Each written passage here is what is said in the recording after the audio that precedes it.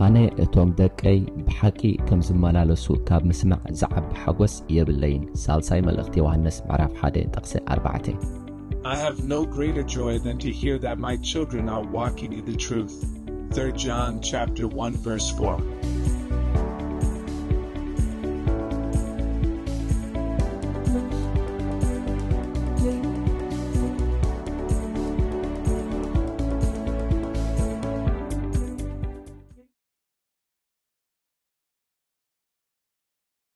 ጸጋን ሰላምን አምላኽ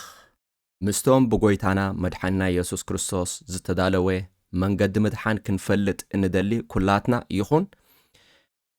ጀሚርና ዘለና መንገዲ ምድሓን ዝብል ትምህርቲ ሎሙን ቀጺልና ክንርኢ ኢና ናብቲ ናይ ሎም መዓልቲ ክፍሊ ትምህርቲ ግዜ ንምኻድ ነቲ ነዚ ዕድል ዝሃበና ምድሓን ናይ ኩሎም ደቂ ሰባት ድማ ዝደሊ ማንም ሰብ ክጠፍእ ንዘይደሊ ንወዱ ክሳዕ ዝልእኽ ብዛዕባና ክሳዕ ክንድዚ ዝሓለየ ንእግዚአብሔር አምላኽ ክነመስግኖ ኢና ቅዱስ እግዚአብሔር አቦ ብጎይታ ብመድሓኒና ብኢየሱስ ክርስቶስም ንስምካ ነዕብዮ ኣለና እግዚአብሔር አቦ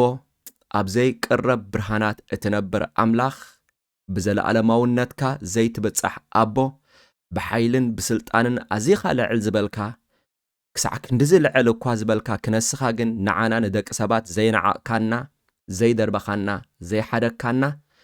እኳ ደኣ እግዚአብሔር አቦ ንወድኻ ነቲ እንኮ ተፍቅሮ እግዚአብሔር ክሳዕ ትልእኽ ብዛዕባና ክሳዕ ክንድዚ ዝሓለኻ ንስምካ ነመስግኖ ኣሎና ነዚ ሓልዮት ነዚ ብወድኻ ብኢየሱስ ክርስቶስ ንዝተኸፈለ ዋጋ ድማ ንኽንርዳእ ንምስትውዓልና ክትከፍት እግዚአብሔር አቦ ንሰባት ካብ ሓቂ ዘበለ ዘርሕቑ ወንጌል መንገዲ ምድሓን ንኸይርዳእና ዘጻረሩ ጸላእትኻ ናይ ሰይጣን መልእኽተኛታት ኩሉ ናይ ሰይጣን ኣሰራርሓ ክግልበጥ ካብ ኣእምሮና ክፈርስ ሓቂ ድማ ክግለጸልና ናብ ሓቂ ድማ ክንጠብቕ ጎይታ ክትረድኣና ብጎይታ ብኢየሱስ ክርስቶስ ስም ንጽሊ ግዜናን ሰዓትናን ብምሉእ ንኣኻ ኣማዕቆብናዮ ብስም ኢየሱስ ኣሜን። ስለዚ ኣብ ዝሓለፈ ንመዘኻኸሪ ዝኣክል ምድሓን ከምዚ ክንብል ገሊጽናዮ ነርና ኣብ ትሕቲ ምዕራፍ 1 ምድሓን ማለት ካብ ሓይሊ ሓጢኣትን ከም ሳዕቤኑ ካብ ዝመፀ ዘለዓለማዊ ፍርድን ኩነንን ሓራም ምዃንን ምስ ኣምላኽ ከዓ ንዘለዓለም ምንባርን ክንብል ገሊጽናዮ ነርና ስለዚ ሓደ ሰብ ድሒኑ ክበሃል ተደኣ ኮይኑ ካብ ሓይሊ ሓጢኣት ካብ ዘርኢ ናይ ሓጢኣት ሓራ ክኸውን ኣለዎ ከምኡውን ካብቲ ብሰሪ ውጥቀት ናይ ኣዳም ብሰሪ ናይ ገዛእ ርእስና ሓጢኣት ኣብ ልዕልና ተንጠልጢሉ ካብ ዝነበረ ፍርድታት ናይ ኣምላኽ ድማ ሓራ ምዃን ከምኡ ከዓ ምስ ኣምላኽ ንዘለዓለም ምንባር ሎማ ኣብዚ ምድሪ እዚ ምስኡ ምንባር ጀሚርና ኣብ ሰማያት ከዓ ምስኡ ምቕጻል እዚ ምድሓን ንብሎ ማለት እዩ። ስለዚ ናይ እግዚአብሔር ፍቓድ ናይ እግዚአብሔር ድሌት ናይ እግዚአብሔር ባህጊ ስለይኹም ስለ ነፍስ ወከፍና ንዘለዓለም ምስኡ ክንነብር እዩ እሞ ንሕና እውን ምርጫናን ድሌትናን እዚ ክኸውን ይግባእ ስም እግዚአብሔር አምላኽ ዝተመስገነ ይኹን ስለና ክሳዕ ክንድዚ ንዘለዓለም ምስኡ ናይ ምንባር ዕላማ ዘለዎ ኣምላኽ ኣብ ትሕቲ ምዕራፍ 1 ወይ እንታይ ዝብል ኢና ርኢና ብውጥቀት ኣዳም ዝሰዓበ ህልው ኩነታትና ምፍላጥ ዝብል ኢና ርኢና ነርና ማንም ሰብ ክድሕን እንተደኣ ኮይኑ ብውጥቀት ኣዳም ህልው ኩነታቱ እንታይ ከም ዝመስል ክንፈልጥ ይግባአና ማለት እዩ። ኣብ እንግሊሽ ከምዚ ስቴትመንት ኦፍ ዘ ፕሮብሌም ከም ዝብልዎ ዝኾነ ይኹን ምርምር ቅድሚ ምግባሮም ምሁራት ናይዛ ዓለም እንታይም ክፈትሑ ደልዮም ዘለው ነቲ ሽግር እዮም ጽቡቕ ገይሮም ዝገልጽዎ ብድሕሪኡ ድማ መፍትሒ የናድዩ ማለት እዩ። ኣብ ሕክምና ከድና ናይ ደም መርመራ ይኹን ካልእ መርመራታት ዝገብሩልና እውን መጀመርያ ነቲ ሕማም ምእንታን ንኽፈልጥዎ እዮም ማለት እዩ። ብድሕሪት ከኒና ዝወሃበና ተመድሃኒት ዝዘዘልና ስለዚ ንሕና እውን ክንድሕን ተደኣ ኮይና መጀመርያ በአዳም ወይ ድማ ብውጥቀት ኣዳም ህልው ኩነታትና እንታይ ከም ዝመስል እዚ ማለት ኣምላኽ በአዳም ገይሩ ክገልጸና እንከሎ እንታይ መሲልና ንረኣዮ በአዳም ሓሊፉ ክርአና እንከሎ በአዳም ክጥምተና እንከሎ እንታይ መሲልና ንረኣዮ ጻድቃንዶ ወይስ ሓጣን ጸልማዶ ወይስ ብርሃን ዝደሓንዶ ወይ ዝጠፋእና እንታይ መሲልና ንረኣዮ ኩላትና ኣምላኽ በአዳም ገይሩ ክርአና እንከሎ ዝጠፋእና ዓለውቲ ፍርዲ ዝግባአና ኩነነ ዝግባአና ኢና ስለዚ ኣዳም ናብዚ ህሉ ኩነታት እዚ እዩ እቲና ክንድሕን እንተ ደኣ ኮይና እምበኣርከስ እቲ ክንድሕነሉ ዝግባእ ሕማምና ክንድሕነሉ ዝግባእ ሓጢኣትና ክንፈልጥ ይግባእ ማለት እዩ ናይ ብዛዕባ እዚ ኣብ ምዕራፍ 1 ርኢና ነርና ኣብ ምዕራፍ 2 ድማ ሓጢኣት ምስ ተገብረ ብኣምላኽ ዝተዳለወ መፍትሒ ኢና ክንርኢ ንሱ ድማ ቤጃነት መድሓኒና ጎይታና ኢየሱስ ክርስቶስ እዩ ደቂ ሰባት ምእንታን ንኽንድሕን ጎይታና ኢየሱስ ክርስቶስ ንዝኸፈሎ ዋጋ ስለዚ መጀመርያ ክንድሕን ተኾይና ኣብ ትሕቲ ምዕራፍ 1 እንታይ ኢልና ህሉ ኩነታትና ክንፈልጥ ኣለና ኢልና መበል ካልኣይ ድማ ክንድሕን ተደኣ ኮይና ኣምላኽ ዘዳለዎ መንገዲ ምድሓንካ ክንፈልጥ ኣለና ምክንያቱ ብመንገዲ ርእስና ክንድሕን ስለ ዘይንኽእል ኣምላኽ ዘዳለዎ መንገዲ ምድሓን ክንፈልጥ ኣለና ንሱ ድማ ቤጃነት ጎይታና ኢየሱስ ክርስቶስ እዩ ስለዚ ኣብ ትሕቲ እዚ ምዕራፍ እዚ ካብቲ ብሰሪ ውጥቀት ኣዳም ዝሰዕበ መንፈሳውን ዘለኣለማውን ሞት ምእንታን ክንድሕን ብጎይታና ኢየሱስ ክርስቶስ ንዝተኸፍለ ዋጋ ኢና ክነጽንዕ ወይ ድማ ነቲ ዝተኸፍለ ዋጋ ኢና ክንምሃር ንዝተገብረ ሓጢኣት ብኣምላኽ ዝተመደበ መፍትሒ ንኡ ኢና ክንምሃር ማለት እዩ ኣብ ትሕቲ እዚ ምዕራፍ 2 እምበኣርከስ እዞም ዝስዕቡ 4 ንኡሳን ኣርእስታት ክህልውና እዮም ቀዳማይ ትርጉም ቤጃነትን ምድሓንን ክንርኢና ቤጃነት እንታይ ማለት እዩ ምድሓን ከንታይ ማለት እዩ እዚኦም ክንሪኦም ኢና መበል ካልኣይ ንኡስ ኣርእስቲ ኣብ ትሕቲ ምዕራፍ 2 እንሪኦ ኣገዳስነት ህይወትን ሞትን ትንሳኤን ኢየሱስ ክርስቶስ ድማ ክንርኢና ማለት እዩ ህይወት ኢየሱስ ክርስቶስ ክንብል ከለና ጎይታና ኢየሱስ ክርስቶስ ካብ ዝተወለደሉ ክሳዕ ኣብ መስቀል ዝተሰቕለሉ ዝሓለፎ ህይወት ዝነበሮ ናብራ ኣብ ምድሓና እንታይ ግደ ኣለዎ ኢና ንብል ዘለና ካልኣይ ድማ ሞት ኢየሱስ ክርስቶስ ወይ ድማ ኣብ መስቀል ዝኸፈሎ ዋጋኸ እንታይ ግደ ኣለዎ ኣብ ምድሓና መበል ሳልሳይ ትንሳኤ ኢየሱስ ክርስቶስ ኣብ ምድሓና እንታይ ግደ ኣለዎ ነዚኦም ሰለስተ ድማ ክንርኢና ኣብ ትሕቲ 2.2 ሳልሳይ ንኡስ ኣርእስቲ እንሪኦ ድማ ቤጃነት ኢየሱስ ክርስቶስ ንኩሉ ሰብ እዩ ግብራውነቱ ግና ኣብቶም ዝተቐበልዎ ጥራይ እዩ ዝብል ክንርኢና ጎይታና ኢየሱስ ክርስቶስ ምእንቲ ኩሉ ይመይቱ ምእንቲ ኩሉ ዘርአ ኣዳም እዩ መይቱ ግብራውነቱ ግና ኣብቶም ዝተቐበልዎ ጥራይ እዩ ነዚ ድማ ቃል ኣምላኽ መሰረት ጌርና ክንርኢና መበል ራብዓይ ንኡስ ኣርእስቲ እንሪኦ ከዓ ብዘይ ቤጃነት ኢየሱስ ክርስቶስ ብኻልእ መንገዲ ምድሓን ክህሉ ምኽኣለ ዶ ብዘይ ብቤጃነት ኢየሱስ ክርስቶስ ብኻልእ መንገዲ ምድሓን ክህሉ ምኽኣለ ዶ ብኻልእ መንገዲ ክንድሕን ምኽኣልና ዶ ስለምንታይ እዩ ምድሓንና ብቤጃነት ኢየሱስ ክርስቶስ ክኸውን ዝተገብአ ነዚ ድማ ክንርኢና ስለዚ ቀዳማይ ክፋል ንሎም መዓልቲ ትርጉም ቤጃነት ነዛ 1.1 ኢና ክንርኢ እዛ ቤጃነት እትብል ቃል ኣብ ብሉይ ኪዳን ዕርቂ ሕድገት ስርየት ብዝብሉ ቃላት እያ ተተርጉማ ንረኽባ ማለት እዩ ቤጃነት ካብ ዝብል ንላዕሊ ነዛ ኣቶንመንት ወይ ድማ ኣብ ቋንቋ እስራኤላውያን ካፋር ዝብሎ ማለት እዩ ንሳስ ኣብ ናይ ትግርኛ መጽሓፍ ቅዱስ ዕርቂ ሕድገት ስርየት ብዝብሉ ቃላት ኢና ተተርጉማ ንረኽባ ማለት እዩ ስለምንታይ ደኣ ቤጃነት ዝብል ቃል ተጠቂመ ኢልኩምኒ ነቲ ብጎይታና ኢየሱስ ክርስቶስ ንዝተኸፈለ ይኹን ኣብ ብሉይ ኪዳን እቶም እንስሳታት ንዝኸፍልዎ ዝነበሩ ዋጋ እትገልጽ ቃል ኮይና ስለ ዝረኸብክዋ ማለት እዩ ኣብ ህይወትና እውን ኣብ መዓልታዊ ህይወትና እውን ኣዘውቲርና እንጥቀማ ቃል ስለ ዝኾነት ነታ ኣቶንመንት እትብል ቃል ኣብ ክንዲ ዕርቂ ሕድገት ስርየት ኣብ ክንዲ ምባል ቤጃነት እትብል ቃል ተጠቂመ ኣለኹ ማለት እዩ ስለዚ ቤጃነት ክብል ከለኹ ነዞም ቃላት ኣብ ብሉይ ኪዳን እንረኽቦም ተኪኤ ይጥቀም ምህላወይ ክተስተውዕል ይደሊ ቤጃነት ኢየሱስ ክርስቶስ ኣብ ምድሓን ደቂ ሰባት እቲ መሰረታዊ እዩ ጎይታ ኢየሱስ ምእንቲ ሓጢኣትና ከም ዝሞተ እንፈልጥ ተኸተልቲ እምነት ክርስትና ኩላትና እኳ እንተኾንና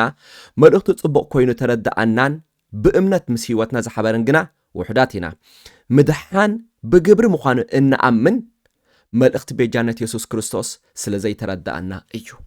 ስለዚ ኣብዚ ሓሳብ እንታይና ንብል ዘለና እንተዳኢልና ቤጃነት ጎይታና ኢየሱስ ክርስቶስ ኣብ ምድሓን ደቂ ሰባት እቲ መሰረታዊ እዩ መሰረት እዩ ብኡ ክንድሕን ዝተነጽፈ መሰረት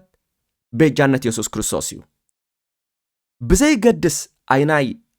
እምነት ንኽተል ኣይናይ ናይናይ ሃገር ህዝቢና ሕብሪ ቆርበትና ብዘይገድስ ደቂ ሰባት ክድሕኑሉ ብኣምላኽ ዝተዳለወ ቤጃነት ጎይታና ኢየሱስ ክርስቶስ እዩ ብዘይ ቤጃነት ኢየሱስ ክርስቶስ ክድሕን ዝኽእል ወላ ሓደ እኳ የልቦን እቲ ዘሕዝን ወይ ድማ እቲ ዘጉህ ግን ዓሽንኳይዶ ኣብ ካልኦት ተኸተልቲ እምነት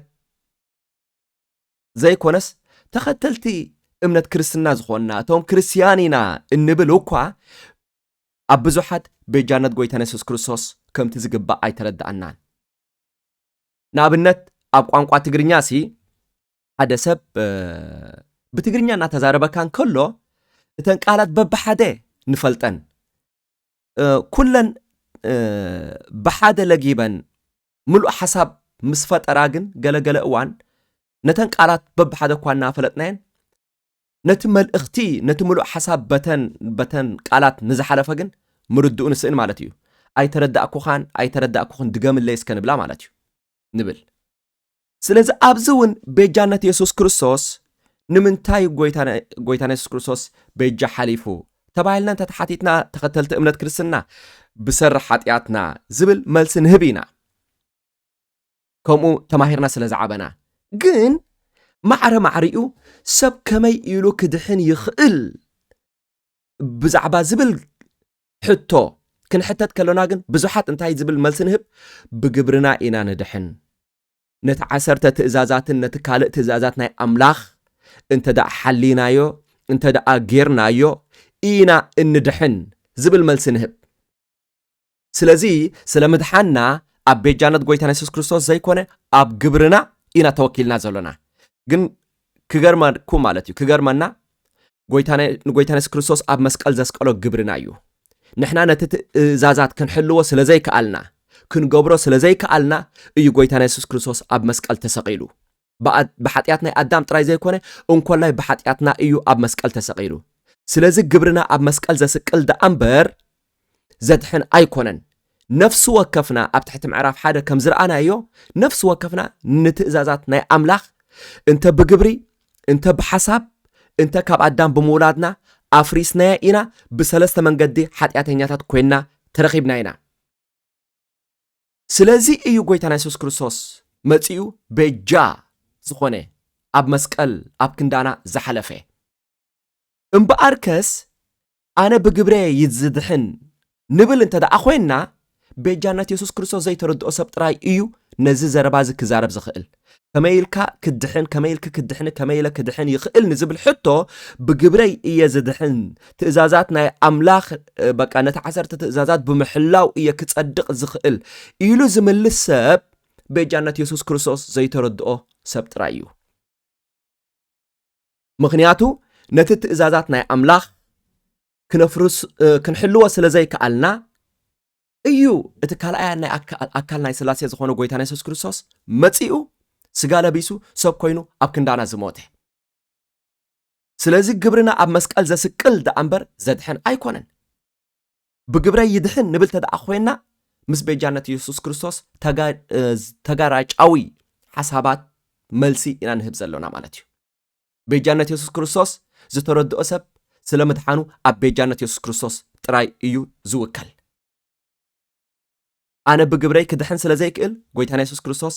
ኣብ መስቀል መይትለይ ስለዚ በቲ ንሱ ኣብ መስቀል ብዝኸፈለለይ ዋጋ ብምእማን ኣብኡ ብምውካል ጥራይ እየ ዝድሕን ዝብል ምላሽ ኢና እንህብ ማለት እዩ ቤጃነት ጎይታና ኢየሱስ ክርስቶስ ዝተረድኦ እምበኣር መጽሓፍ ቅዱስ ጎይታና ኢየሱስ ክርስቶስ ንዝኸፈሎ ዋጋን ከም ውጽኢቱ ንዝሰዓበ ምድሓንን ኣብ ክልተ ከፊሉ እዩ ዝምህሮ ነቲ ዝተኸፍለ ዋጋን ነቲ ውጽኢትን ኣብ ክልተ ከፊሉ እዩ ዝምህሮ ብሓደ ሸነኽ ብጎይታና ኢየሱስ ክርስቶስ ንዝተኸፈለ ዋጋ ክምህረና እንከሎ በቲ ካልእ ሸነኽ ድማ ከም ውጽኢቱ ንዝሰዓበ ምድሓን ናይ ደቂ ሰባት ይምህር ማለት እዩ እምበኣርከስ እቲ ቀዳማይ ቃል ወይ ድማ ነቲ ብጎይታና ኢየሱስ ክርስቶስ ንዝተኸፍለ ዋጋ ዝገልጽ ቃል ቤጃነት ዝብል ወይ ከዓ አቶንመንት ኣብ እንግሊሽ ስለዚ ቤጃነት ዝብል ቃል ወይ ከዛ አቶንመንት ዝብል ቃል ነቲ ዋጋ ይዘመልክት ነቲ ሓንሳእን ንሓዋሩን ንዝተኸፍለ ዋጋ እትገልጽ ቃል ያ ማለት እዩ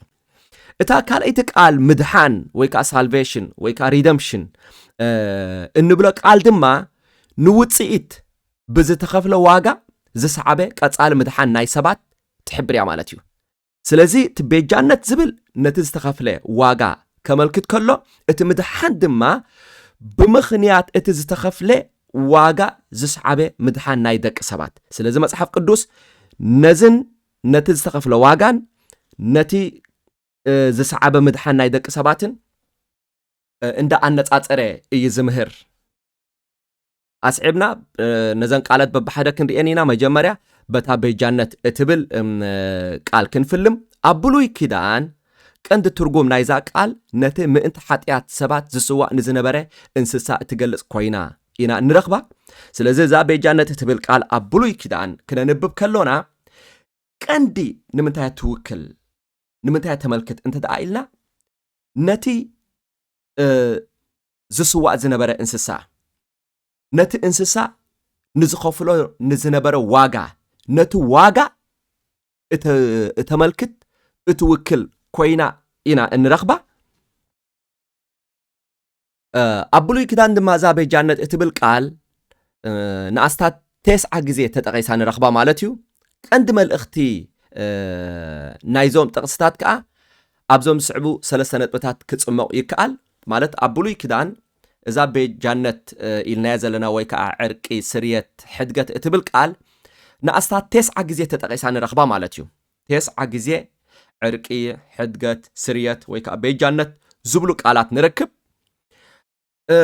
እዛ ቃል ኣብ ትርከበሎም ክፍልታት ናይ መጽሓፍ ቅዱስ ወይ ድማ ኣብዞም 9 ጥቕስታት እንታይ ንምሃር ካብዞም 9 ጥቕስታት እዛ ቃል ትርከበሎም እንታይ ንምሃር እንተ ደኣ ኢልና ድማ ኣብ 3 ነጥብታት ክንጸምቆ ንኽእል ቀዳማይ ሓጢኣት ዝገበሩ ሰባት ንረክብ ሓጢኣት ተገይሩ ከም ዘሎ ነንብብ ማለት እዛ አቶንመንት እትብል ቃል ወይ ከዓ ቤጃነት እትብል ቃል ኣብ እንረኽበሉ ዘበለ ኣብዞም 9 ጥቕስታት እንታይ ንረክብ እንተ ደኣ ኢልና ሓጢኣት ዝገበሩ ሰባት ሓጢኣት ተገይሩ ከም ዘሎ ነንብብ እንታይ ዓይነት ሓጢኣት ከም ዝገበሩ ብዛዕባ ሓጢኣት ዝገበሩ ሰባትን ኢና ንረክብ መበል ካልኣይ ካብቶም ክፍልታት እንመሃሮ ድማ ሓጢኣት ምስ ተገበረ እቶም ሓጢኣት ዝገበሩ ሰባት ምእንቲ ሓጢኣቶም ናይ እንስሳ መስዋዕቲ ከቕርቡን ከለዉ ከዓ ነንብብ ማለት እዩ ከመይ ኢሎም ምስ ኣምላኽ ይዕረቑ ነይሮም ከመይ ኢሎም ሕድገት ምሕረት ክረኽቡ ኣብ ቅድሚ ኣምላኽ ይቐርቡ ነይሮም እንተ ደኣ ኢልና ናይ እንስሳ መስዋዕትታት ብምቕራብ እዮም ዕርቂ ወይ ከዓ ምሕረት ዝረኽቡ ነይሮም ማለት እዩ መበል ሳልሳይ ሓሳብ ድማ ከም ውጽኢት እቲ ዘቕርብዎ መስዋዕቲ እንስሳ ዝርከብ ዝነበረ ዕርቂ ሕድገት ሓጢኣት ዝገልጽ ሓሳብ ከዓ ንረክብ ማለት እዩ ስለዚ ቀዳማይ ሓጢኣት ዝገበሩ ሰባት መበል ካልኣይ ድማ ንሓጢኣቶም መፍትሒ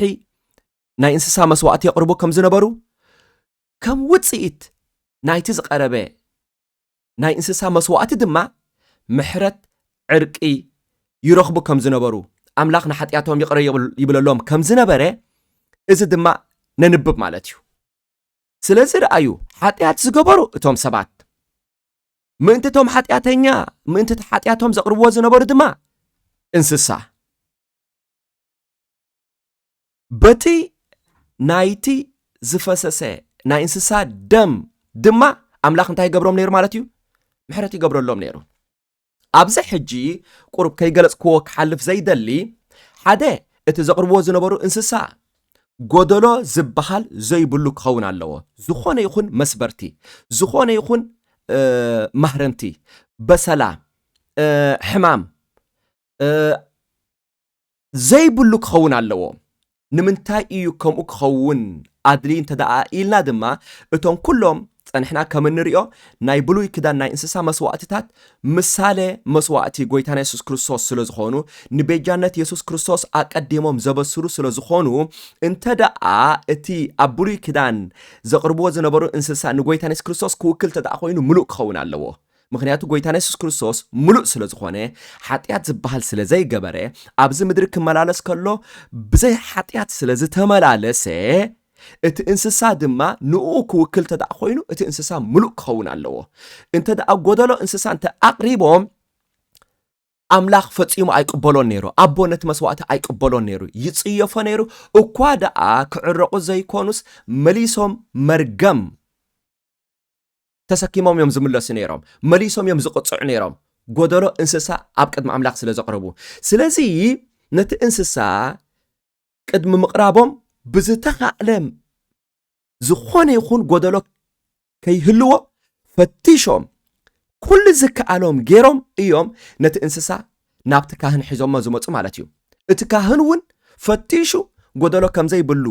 ምስ ረኣየ ድማ ምእንትቶም ሓጢያተኛታት የቕርቦ ነይሩ ማለት እዩ ስለዚ ሓጢያት ዝገበሩ ቶም ሰባት ምእንትቶም ሓጢያተኛታት ዝመውት ዝነበረ ድማ እቲ እንስሳ ማለት እዩ ካልኣይ ኣብዚ ከይገለጽክዎ ክሓልፍ ዘይደሊ ኣገዳሲ ነጥቢ እንተሃለወ ድማ ብዓይኒ ሓድሽ ክዳን እንተ ደኣ ነዞም ናይ ብሉይ ክዳን መስዋዕትታት እንተርኢናዮም ኣብ ሓድሽ ክዳን ኣብ ዕብራውያንሲ ደም ናይ እንስሳታት ሓጢያት ከርሐቕ ከም ዘይከኣሎ ይሕብረና ማለት እዩ እሞ ኣብ ብሉይ ክዳን ደኣ ከመይ ኢሎም ይዕረቑ ነይሮም እንተ ደኣ ኢልና እግዚኣብሔር ኣቦ ንቤጃነት ወዲ ኢየሱስ ክርስቶስ እንዳረኣየ ብወዲ ብኢየሱስ ክርስቶስ ክኽፈል ንዘለዎ ዋጋ እንዳረኣየ እዩ ምስኡ ክዕረቑ ይገብር ነይሩ ንሳቶም እንታይ ይገብሩ ከም ዘለዉ እኳ እንተ ዘይተረድኦም ናይ እንስሳ መስዋዕቲ እኳ እንተ ኣቕረቡ ኣምላኽ ስለ ዝኣዘዞም እግዚአብሔር ግን ናይ ወዱ ኢየሱስ ክርስቶስ ቤጃነት ኣማዕዲ እንዳጠመተ ነቲ ክኽፈል ንዘለዎ ዋጋ እንዳረኣየ ነቲ ብኡዩ ምሕረት ይቕረ ዝብለሎም ዝነበረ ምንም እኳ ጎይታና ኢየሱስ ክርስቶስ ምስ መፀ እቲ ዋጋ ሙሉእ ብሙሉእ ተኸፊሉ እንተነበረ ኣብ ብሉይ ኪዳን ድማ ናይ እቲ እንስሳ መስዋዕቲ ነቲ ሓጢያት ይሽፍኖ እንተነበረ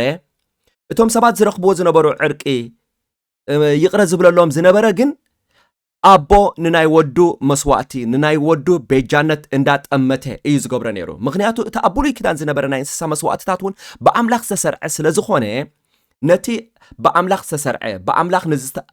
ዝተኣዘዝዎ ምስ ገበርዎ ምስ ተኣዘዝዎ ሓጢያት ምስ ገበሩ ጎደሎ ዘይብሉ ከምቲ ስርዓት ሙሉእ ዝኾነ እንስሳ ከቕርቡን ከለዉ ንቤጃነት ወዲ ኢየሱስ ክርስቶስ እንዳጠመተ ምሕረት ይገብረሎም ከም ዝነበረ ኢና ክንርዳእ ንኽእል እምበኣር ኣብ ብሉይ ኪዳን እዛ ቤጃነት እትብል ቃል ነቲ ብምኽንያት ሓጢያት ዝስዋዕ ዝነበረ እንስሳን ከም ውፅኢቱ ዝስዕብ ዝነበረ ሕድገት ሓጢያትን እተመልክት እኳ እንተኾነት ብደቂቁን ተጽንዕናያ ግና ንቤጃነት ናይቲ እንስሳ እያ ተመልክት ሕጂ እንታይ ኢልና ነርና ኣብ ዝላዕሊ እዛ ቤጃነት እትብል ቃል ኣብ እነንብበሉ ዘበለ ክፍሊ ናይ መጽሓፍ ቅዱስ እዞም ሰለስተ ሓሳባት ኢና ንረክብ ወይ ድማ ነቶም ኩሎም ክፍልታት በዞም ሰለስተ ነጥብታት ክንጸምቆ ንኽእል ኢልና ሓጢያት ዝገበሩ ሰባት ከም ዘለዉ ምእንቲ ሓጢያተኛታት ዝስዋዕ ዝነበረ እንስሳ ምንባሩ ከም ውፅኢቱ ድማ ምሕረት ይረኽቡ ከም ዝነበሩ ርኢና ማለት እዩ ብደቂቁ እንተደኣ ቅርብ ኢልና ነቶም ጽሑፋት ምስ ሓድሽ ክዳንን ናይ ብሉይ ክዳን ካልኦት ክፍልታትን እንተደኣ ጽቡቕ ጌርና ኣጽንዕናየ ግን እቲ እዛ ቤጃነት እትብል ቃል ወይ ድማ አቶንመንት እትብል ቃል ካብቲ ዝርከብ ዝነበረ ዕርቂ ወይ ድማ ሕድገት ንላዕሊ ነቲ ዝኽፈል ንዝነበረ ዋጋ የተመልክት ነቲ እንስሳ ዝኸፍሎ ንዝነበረ ዋጋ ነቲ ዝፈስስ ንዝነበረ ደም ንኡያ ተመልክት ነቲ ዝኽፈል ዝነበረ ዋጋ ዳ እምበር ከም ውፅኢት እቲ ዋጋ ዝርከብ ዝነበረ ዕርቂ ወይ ድማ ሕድገት ንኡ ኣይኮነተን ተመልክት ስለዚ እዛ ቤጃነት እትብል ቃል ልዕሊ ኩሉ ነቲ ናይቲ እንስሳ መስዋዕቲ ኣብ ሓድሽ ክዳን ድማ ነቲ ሓንሳእን ናሕዋሩን ብጎይታና መድሓኒና ኢየሱስ ክርስቶስ ንዝተኸፍለ ዋጋ እተመልክት ኮይና ኢና እንረኽባ ማለት እዩ ስለዚ ኩሎም እዞም ኣብ ብሉይ ክዳን ዝነበሩ ናይ እንስሳ መስዋዕትታት ብዓይና ሓድሽ ክዳን ተዳሪእና እዮም ነቲ ሓንሳእን ንሓዋሩን ብጎይታና ኢየሱስ ክርስቶስ ንዝተኸፍለ ክቡር ዋጋ ንቤጃነቱ ዘመልክቱን ዘበስሩን ነበሩ ንኣብነት ኣብ ዕብራውያን ምዕራፍ 7:27 ከም ዝብል ጽሑፍ ኣሎ ንሱ ይብል ማለት እዩ ንጎይታና ኢየሱስ ክርስቶስ ንሱ ከምቶም ካልኦት ሊቃውንቲ ካህናት ቅድም ምእንቲ ሓጢአት ርእሱ ድሓር ድማ ምእንቲ ሓጢአት ህዝቢ ኣብ ጸጽባሕ መስዋዕቲ ከቐርብ ዘድልዮ እዩ እሞ ርእሱ ንመስዋዕቲ ምስ ወፈየ ሓንሳእን ንሓዋሩን ገበሮ ብለና ማለት እዩ ስለዚ ኣብዚ እንታይ ይገብር ኣሎ ጎይታና ኢየሱስ ክርስቶስ ንዝኸፈሎ ዋጋ ምስቶም ኣብ ብሉይ ክዳን ዝነበሩ ሊቀ ካህናት ዘቕርብዎ ዝነበሩ መስዋዕቲ እንዳ ኣወዳደረ ይዛረበሉ ኣሎ ማለት እዩ ኣብ ብሉይ ክዳን ዝነበሩ ሊቀ ካህናት ብፍላይ በታ መዓልቲ ሕድገት ሓጢአት አቶንመንት ደይ ተባሂላ ትጽዋዕ ማለት እዩ በኣኣ ማለት እዩ ኣብ ካልእ ህይወቶም እውን እንተኾኑ መጀመርያ ስለ ርእሶም እዮም መስዋዕቲ ዘቕርቡ ስለ ርእሶም መስዋዕቲ ምስ ኣቕረቡ ንሳቶም ምስ ተነስሑ ኣብ ቅድሚ እግዚኣብሔር ኣምላኽ ወዲቖም ምሕረት ሓቲቶም በቲ ናይቲ ዘቕርብዎ እንስሳ ምስ ኣምላኽ ምስ ተዓረቑ ድማ ስለቲ ህዝቢ ድማ መስዋዕቲ የቕርቡ ነይሮም ኣብዚ ግን ናይ ጎይታና ኢየሱስ ክርስቶስ ንሱ ከምቶም ካልኦት ኢሉ ማለት እዩ ሊቃውንቲ ካህናት ቅድም ምእንቲ ሓጢአት ርእሱ መስዋዕቲ ከቐርብ ኣየድልዮን ስለምንታይ ሓጢአት ስለ ዘይገበረ እዚኣቶም መስዋዕቲ ዘቕርቡ ዝነበሩ ስለ ርእሶም እኮ ሓጢአት ስለ ዝገብሩ እዮም ማለት እዩ ንሱ ጎይታና ኢየሱስ ክርስቶስ ግን ሓጢአት ስለ ዘይገበረ ስለ ርእሱ መስዋዕቲ ከቐርብ ኣየድልዮን እታ ምእንታና ዘቕረባ መስዋዕቲ ድማ ከምዚ ኣብዚ ጽሑፍ ንሱ ንመስዋዕቲ ርእሱ ንመስዋዕቲ ምስ ወፈየ ሓንሳእን ንሓዋሩን ገበሮ ኢሉ ማለት እዩ ሓንሳእን ንሓዋሩን ስለዚ ሓንሳ ቅድሚ 2000 ዓመት ተሰዊኡ እቲ መስዋዕቲ ናቱ ግን ንኩሉ ግዜ ዝኸውን መስዋዕቲ ማለት እዩ ንኩሉ ግዜ ዝኸውን መስዋዕቲ ኣብ ቀዳማይ ክፍለ ዘመን ዝነበሩ በቲ ንሱ ብዝኸፈሎ ዋጋ እዮም ዕርቂ ረኺቦም ምድሓን ረኺቦም በብዘመኑ ካልኣይ ክፍለ ዘመን ሳልሳይ ክፍለ ዘመን ክሳብ ሕጂ ብድሕሪ ሕጂ እውን እንተኾንና በቲ ሓንሳእን ንሓዋሩን ዝኸውን ቤጃነቱ ብኡኢና ንድሕን ማለት እዩ ስለዚ ኣብ ብሉይ ክዳን ዝነበሩ ኩሎም ናይ እንስሳ መስዋዕትታት በዓል አብርሃም ይስሐቅ ያዕቆብ ዝገብርዎ ዝነበሩ ብስሩዕ ብዝርዝር ሙሴ ዝተቐበሎ ትእዛዛት ናይ መስዋዕቲ ንቤጃነት ጎይታና ኢየሱስ ክርስቶስ ዝውክሉን ዘበስሩን ነበሩ ኣብ ዕብራውያን ምዕራፍ 9:28 እንተዳ አንቢብና እውን ከምኡ ከዓ እቲ ንሓጢአት ብዙሓት ከርሕቕ ሓንሳ እተሰውዐ ንምድሓን እቶም ዝጽበይዎ ካልኣይ ግዜ ብዘይ ሓጢአት ክግለጽ ኢሉ ማለት እዩ ንሓጢአት ብዙሓት ከርሕቕ ኢሉ ሓንሳ እተሰውዐ ሓደዩ እቲ እተሰውዐ ሓጢአት ዘይገበረ ጎይታና ኢየሱስ ክርስቶስ ግን ከ ሓጢአት ናይ ብዙሓት ከርሕቕ ሓጢአተን ሓጢአትኩምን ምእንታን ከርሕቕ ግን ኣብዚ እንታይ ይብላ ኣሎ ሓንሳ ዝተሰውዐ ኣብ ብሉይ ኪዳን ሎሚ መስዋዕቲ ምስ ገበሩ ቀጻሊ መስዋዕቲ ነይሩ መዓልታዊ መስዋዕቲ ነይሩ በብበዓላት ዝግበር እውን መስዋዕትታት ነይሩ እቲ መስዋዕቲ ድማ ሓንሳ ምስ ተገብረ ነቲ ሽዑዑ ንዝገበርዎ ዕላማ ይዘገልግል ንኣብነት ፋሲካ ኮይኑ እንተዳእ መስዋዕትን ተቕሪቦም ኣብታ ትመጽእ ዘላ ዓመት እውን ካልእ እንስሳ ይቕርቡ ማለት እዩ ሎሚ ሓጢአት እንተገይሮም ሎሚ መስዋዕቲ ይቕርቡ ድሕሪ ሰሙን ከዓ እንደገና ወይ ድማ መዓልታዊ ድማ መስዋዕቲ ነይሩ ማለት እዩ ምእንቲ ሓጢአት ዝስውኡ እንስሳታት ስለዚ እዚኣቶም ብምልኦም እንታዮም ዝውክሉ እንተደኣ ኢልና ነቲ ሓንሳእን ንሓዋሩን ብጎይታና ኢየሱስ ክርስቶስ ንዝተኸፍለ ዋጋ ጎይታ ግን ሓንቲ ንሓዋሩ ድማ እትኸውን መስዋዕቲ እዩ ስለና ከፊል ማለት እዩ ህያው ዝኾነ መስዋዕቲ ንኩሉ ግዜ ዝኸውን መስዋዕቲ ስም ጎይታ ዝተመስገነ ይኹን ከምኡ ኣብ ዕብራውያን ምዕራፍ 9:25-26 ተዳሪእና እውን ከምቲ ሊቀ ካህናት በብዓመት ብደም ካልእ ናብ መቕደስ ዝኣቱ ንሱ ብዙሕ ሳዕ ርእሱ ክስው ኣይኣተወን ኢሉ እቲ ሊቀ ካህናት በብዓመት ብፍላይ ድማ በታ መዓልቲ ሕድገት ሓጢአት atonement day ተባሂላ ትጽዋዕ ብደም ካልእ ማለት ደም ናይ እንስሳታት ሒዙ ናብ መቅደስ ዝኣቱ ዝነበረ በብዓመት ማለት እዩ ዓመት ሎሚ ዝሊቀ ካህን ንዝተወሰነ ዓመት አገልግሉ ንሱን ተመይቱ ካልእ ይትክኦ እቲ ዝተክኦ ሊቀ ካህን እውን በብዓመት ናይ እንስሳ መስዋዕትታት ደም ሒዙ ኣብቲ ቅድስተ ቅዱሳን ይኣቱ ነይሩ ብዛዕባ ጎይታና ኢየሱስ ክርስቶስ ግን ኣብዚ ከም ዝብለና ኣሎ ንሱ ብዙሕ ሳዕ ርእሱ ክስዎ ኣይኣተወን ብዘይ እዝስ ካብ ምስራት ዓለም ጀሚሩ ብዙሕ ሳዕ መከራ ክጸግብ ምተገብኦ ነይሩ ሕጂ ግና ኢሉ ማለት እዩ ሕጂ ግና ብመስዋዕቲ ርእሱ ንሓጢኣት ክስዕር ኢሉ እዩ ኣብ መወዳእታ ዘመናት ሓደ ግዜ እተገልጸ ንሓጢኣት ክስዕር ስለዚ ቤጃነት ኢየሱስ ክርስቶስ ንሓጢኣት ስዒሩ ማለት እዩ እቶም ኣብ ስለምድሓኖም ኣብ ቤጃነት ጎይታና ኢየሱስ ክርስቶስ ዝተወከሉ ንሓጢኣት ይስዕርዎ ቀደም ዝገጽኦም ንዝነበረ ንሳቶም ተመሊሶም ይገጽዎ ምንም እኳ ኣይደኽምን እዮም ማለት እኳ እንተዘይኮነ ፈጺሞም ኣይጋገንዩ ማለት እኳ እንተዘይኮነ ብሓጢኣት ክመላለሱ ግና ኣይክእሉን እዮም ኣብ ሓጢኣት ከምቲ ቀደም ዝነብሮ ኣይነብርን እዮም ስለዚ ኣብዚ እውን ጎይታና ኢየሱስ ክርስቶስ ሓደ ግዜ ተገሊጹ ማለት እዩ ሓደ ግዜ ተገሊጹ እቲ ሓደ ግዜ ተሰውኦ መስዋዕቲ ድማ ንብሙሉእ ነቲ ናይ ብሉይ ኪዳን መስዋዕትታት ዝውክል ፈጺምዎ ማለት እዩ ፈጺምዎ እንደገና ኣብ ዕብራውያን ምዕራፍ 10 ጥቕስ 12 ክሳብ 14 ተኣንቢብና እውን ክርስቶስ ግና ነቶም ዝቅደሱ ብሓንቲ መስዋዕቲ ንሓዋሩ ፈጸሞም ብሓንቲ መስዋዕቲ ንሱ ንሓዋሩ እትኸውን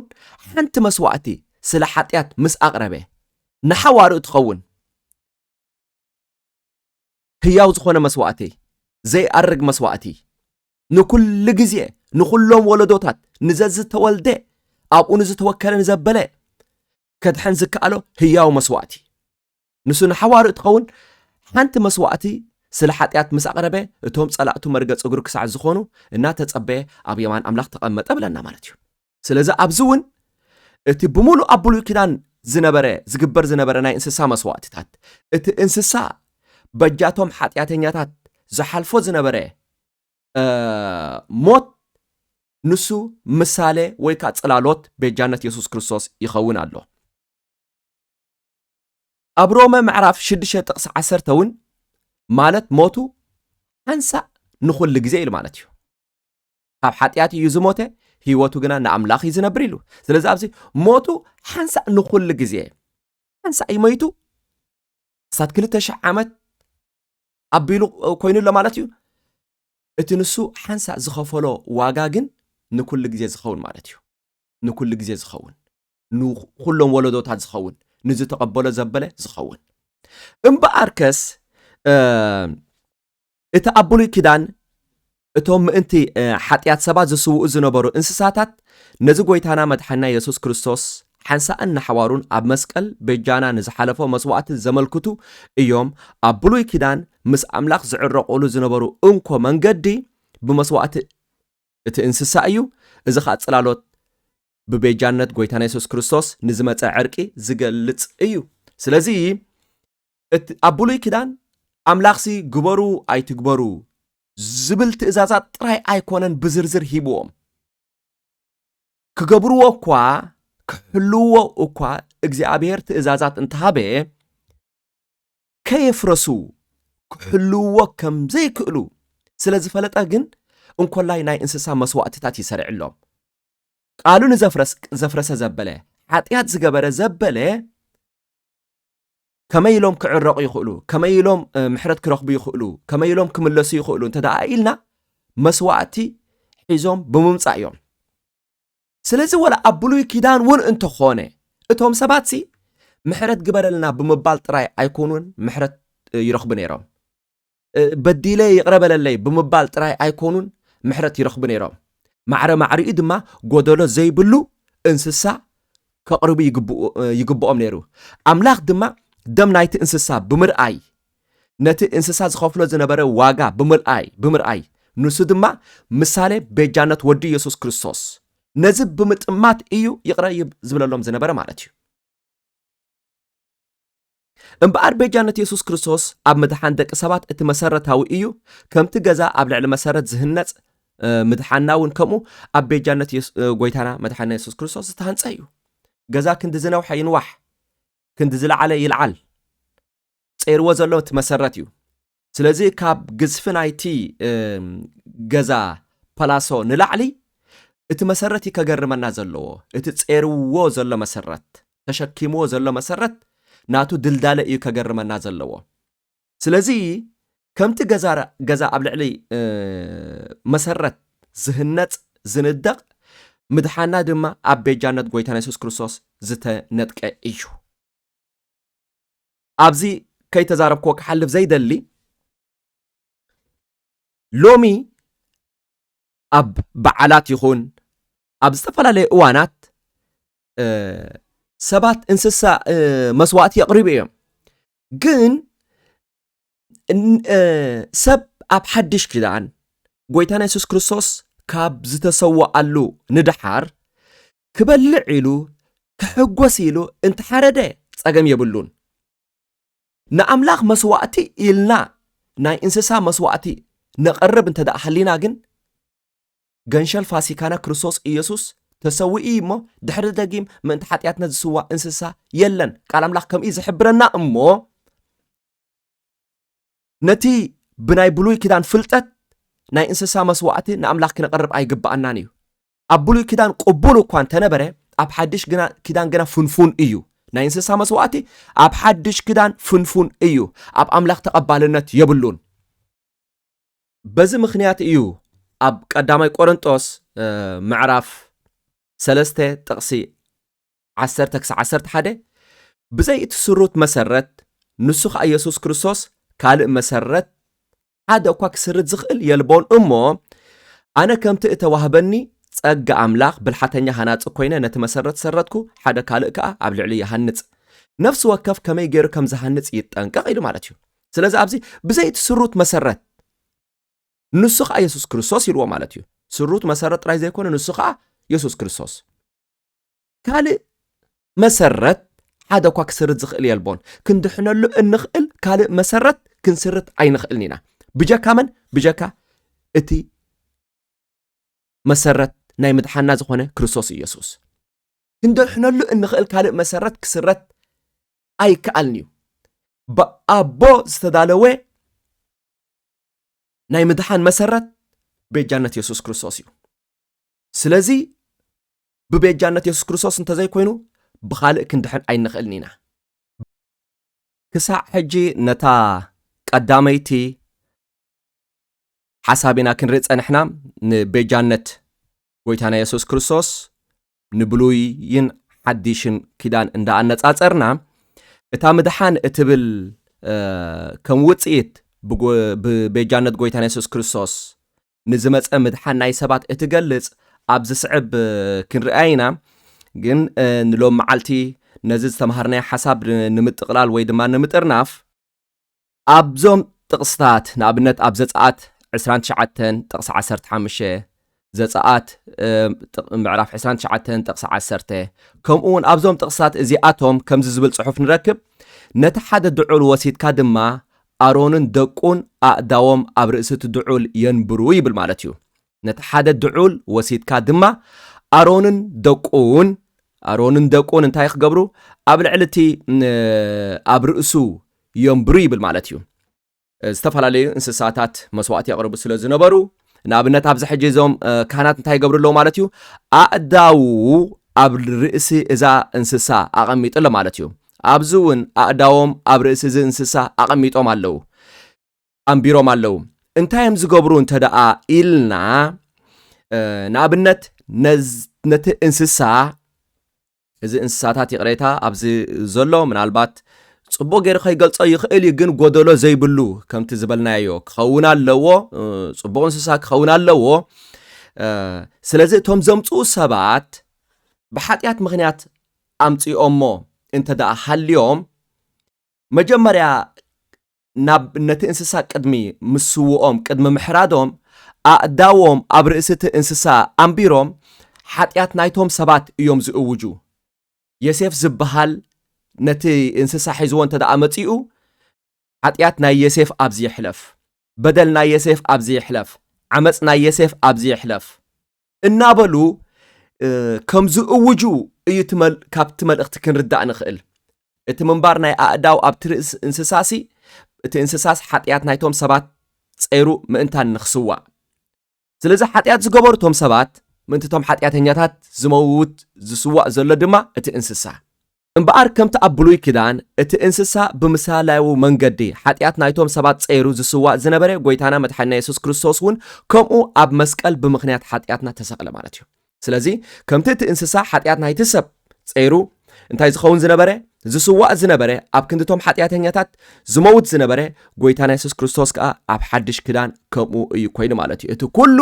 ኣብ ብሉይ ክዳን ዝግበር ዝነበረ ናይ እንስሳ መስዋዕትታት ንቤጃነት ጎይታና ኢየሱስ ክርስቶስ ነቲ ንስኑ ዝኸፈሎ ዋጋ ዘበስሩን ዘመልክቱን ነበሩ እምበኣር ሓደ እኳ ብግብሩ ከይመካሕሲ ግብርና ኣብ መስቀል ዘስቅልን ዘነስሕን ዳኣምበር ዘድሕን ኣይኮነን ኣብ ብሉይ ክዳን በቲ ዘቅርብዎ ዝነበሩ ናይ እንስሳ መስዋዕቲ ምስ ኣምላኽ ይዕረቁ ነይሮም ሓጢአተኛታት ምዃኖም የርእዩ ኣለው ኣብ ሓድሽ ክዳን እውን ከምኡ ጎይታና ኢየሱስ ክርስቶስ ብዝኸፈሎ ዋጋ ኢና ንድሕን ኣብ ብሉይ ክዳን ኣቦ ድማ ንመስዋዕቲ ናይ ወዱ እናጠመተ ነቶም ሰባት ምሕረት ይገብረሎም ነይሩ ምንም እኳ ኣብቲ መንፈሳዊ ዓለም እቲ ሓጢአት ገና ዋጋ ተኸፊልሉ እንተ ዘይነበረ በቲ ናይቲ እንስሳ ደም ይሽፈን ወላ እንተ ነበረ ማለት እዩ ስለዚ ክንድሕን ደል እንተ ደኣ ኮይና ሙሉእ ብሙሉእ ጎይታና ኣብ ክንዳና ኣብ መስቀል ኣብ ዝኸፈሎ ክቡር ዋጋ ኣብ ቤጃነቱ ምውካል የድልየና ኣብ ግብሩ ዝውከል ሰብ ንግብሪ ጎይታ ዘይኮነ ንግብሪ ገዛእ ርእሱ እዩ መድሓኒኡ ገይሩ ተቐቢልዎ ዘሎ ስለዚ ኣብ ግብርና ንውከል እንተ ደኣ ኮይና ኣብ ግብሪ ርእስና ደኣይና ስለምድሓና ተወኪልና ዘለና እምበር ኣብ ግብሪ ጎይታ ኣይኮናን ተወኪልና ዘለና ማለት እዩ ስለዚ ናይ ብሓቂ ምድሓን ኣምላኽ ድማ ጎይታና ኢየሱስ ክርስቶስ ኣብ ዝኸፈሎ ዋጋ ብምውካል